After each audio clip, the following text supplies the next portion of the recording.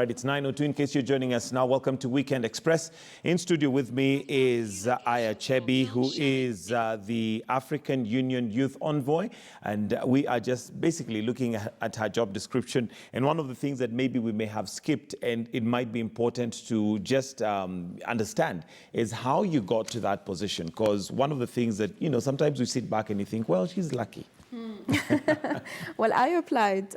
So there was an application open on the website of the African Union, and we were 706, something like that, who have applied for this position.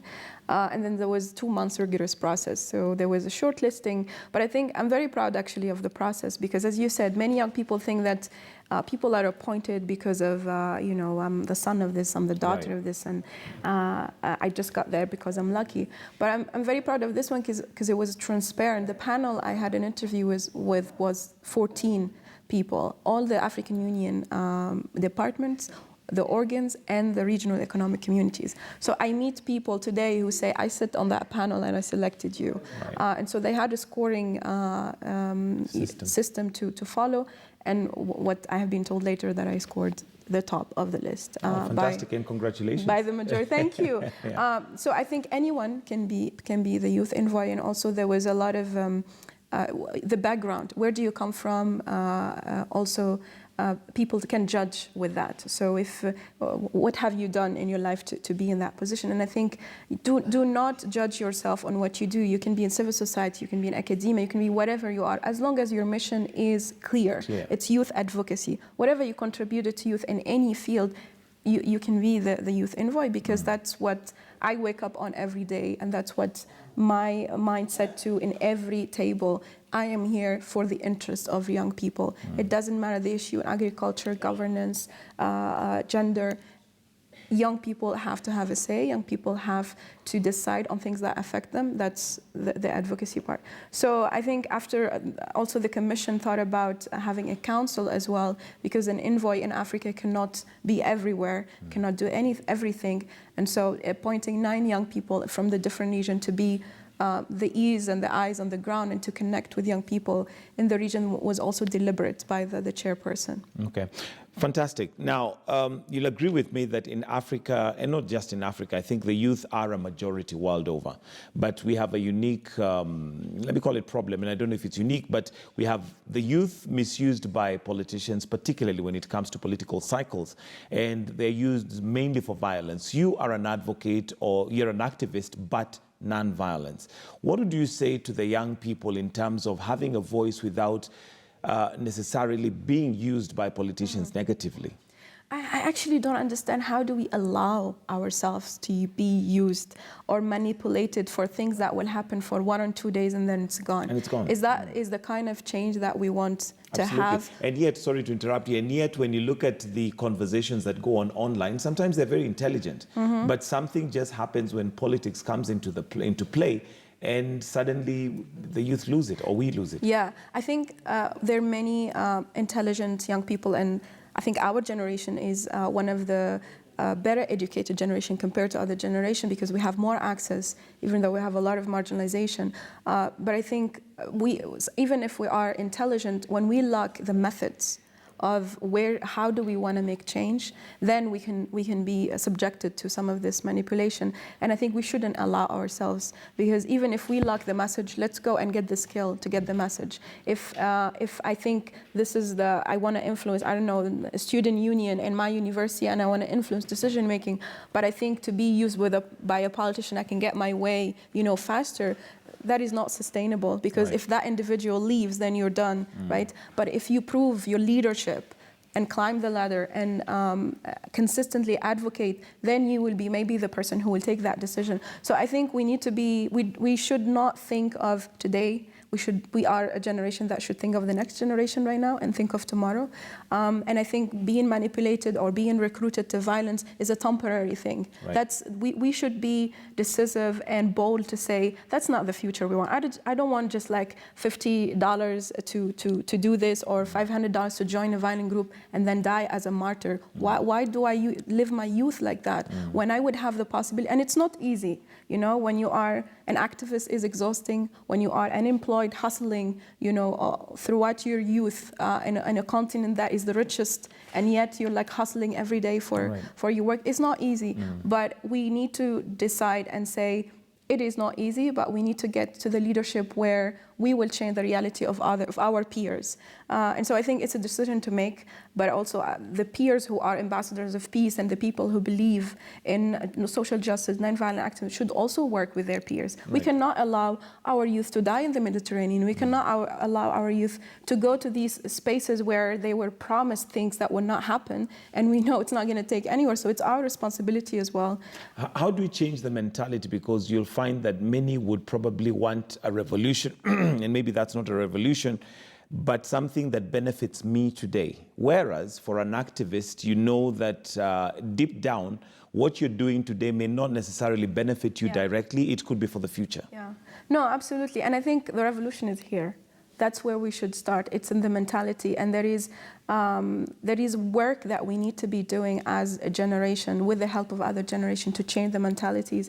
We have been socialize and grow up in systems where it works only that way. And so if you do one thing different, then you become a rebel. I mean, I've been tagged as a rebel and a radical for saying things that are basic, These are my rights as a human being, saying that I'm a woman, I want to live by myself, or I want to study politics instead of teaching, but seen by others as like radical. Yeah. So we need more of us who would be who we are ourselves, who would want to be what we want, to be the majority, not the exception. I think that's what we need to be doing. But just back to your point, I think we need to look at history and learn from it, honestly, as us, like the millennials. We cannot keep repeating the same mistakes of history. If we saw in some countries in Africa that manipulation by politicians didn't work, then why do we do it? If we saw that when conflict erupted because of tribalism and ethnic rivalry and it didn't work, why do we do it? Let's learn and let's move beyond this ethnicity and this tribalism and this manipulation to say this is the future we want. I'm actually not gonna be manipulated by you because I have a brighter future. Absolutely. One of the things that we must build is an economy that is stable, because one of the ways politicians manipulate the youth and generally people is because they keep you poor. That way, for a morsel of bread, you're willing to go to the streets and burn tires. But that's not a solution. That's very temporary, like you put it. The economy, yet the youth are the greater number. What message would you have to the youth in terms of looking further, seeing the bigger picture, that economy is what is with time going to give us a bigger voice so that we're not being manipulated just for basics, Yeah. I think we should focus our energy on being creators of jobs and of opportunities rather than seekers of job and opportunities. Because sometimes we underestimate ourselves as young people because we've been told all the time, you're young, you don't know, you don't have experience. You go to have a job and they tell you, show us your 5-year experience. Where do I start, And I think we should start being confident enough to say, I'm actually not even looking for the opportunity. I am the opportunity. My mindset, my idea, my creativity is the opportunity. So that takes a lot of boldness and confidence and to believe in our power as a generation to make change. But also, I think we shouldn't we shouldn't forget that the youth who have layers and layers of marginalization. You can be young, female, at the same time refugee, with disability, and you go on the list. So these are young people that we should fight more for their rights to be protected and for them to have the opportunities they deserve. Okay, and as we wind up, to the leaders, we have leaders who possibly have, been there for many years. They've been there for years. I mean, there are countries, even within East Africa, for example, where you have leaders that have, or let me not even say leaders, youth who are 35 years and have never seen another president. They've only seen one president.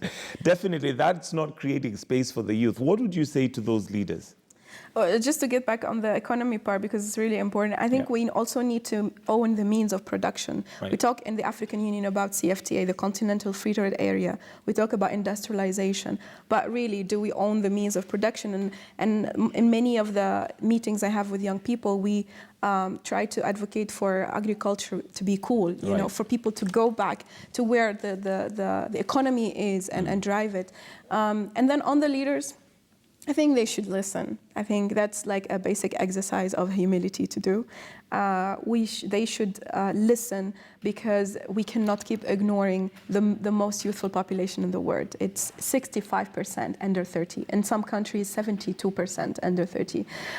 The other thing is, what we maybe said at the beginning, is we shouldn't look at youth as a threat. Right. Let's change the perception of how we look at young people, how we look at our generation. And let's not just do tokenism, you know. Now everyone put in their speech demographic dividend. Right. Youth as an asset, youth as this. No, we want to see, as a leader, concretely, what have you done? Have you implemented the national youth policy? Have you put a youth fund in place? Have you mainstreamed youth participation? So give us result. We are an action-oriented generation. That's what young people ask in the street. Absolutely. We cannot keep listening to what you're saying. We want you to show us with your action. So, and we are here to help you do that. And I think they need to understand that you're not there to do it as a leader, and that's it. Right. You do it in partnership with young people. Actually, you preempted what I was going to ask, and the question was in terms of the responsibility now for the youth to ensure that that happens, because this is a partnership. It is. Yeah. It is co-leadership, and young people, as young people, we should see ourselves as active citizens in society. We are not here just to, continue hustling for our lives and just here to study or work or have a job. No, we have responsibility to contribute to building our nations, because our nations are still in all of them in the process of transition, and we need to accelerate that change. We talked today about Agenda 2063. How are we going to reach that? We talk about Agenda 2030. We are the ones who will bear the results of the actions of today. So it's our responsibility, and it's in our interest to get involved right now. All right. And, well, we've talked about your very serious side of work. But sometimes it's also good to know, your less serious side of work in terms of what you do now, just to enjoy yourself, to ensure that you now just are a normal youth. It's really hard since the appointment, because there is a lot to do, and I'm trying to put youth on the global agenda, and so there is a lot of traveling. I'm trying to find a balance on how to do self-care, and while balancing work. But I'm going back to my home, Tunis, for a vacation. So I'm hoping can relax finally and be ready for next year. Do you keep in touch with, those people you grew up with and the younger people who you went to school with? It's interesting, because I lived as a nomad in Tunisia. My dad used to work in the military, so in every 2 years we moved to a different town. So I had many, and I'm an only child, so I had many brothers and sisters around Tunis. But I have, of course, my best friends who, when we go back, we just rant about all sorts of things. Okay. And now that you're in Kenya, have you learned a little bit of Swahili? Kidogo Kiswahili. You're doing pretty well, I must say. You're doing pretty well. And I'll give you a chance then to, just wish people out there Merry Christmas and a festive season. That's your camera right there, the one written 3. So go right ahead, and you have an opportunity to just wish everybody a Merry Christmas. Well, thanks for having me on the show, and thanks to Kenya for the hospitality every time. We come back always to Kenya to host meetings and convenings, and I want to wish everyone Merry Christmas and Happy New Year, and hopefully you come back from the break with a lot of energy and hope and drive and guts to serve our continent. Thank you very much, Chebbi, African Union Youth Envoy.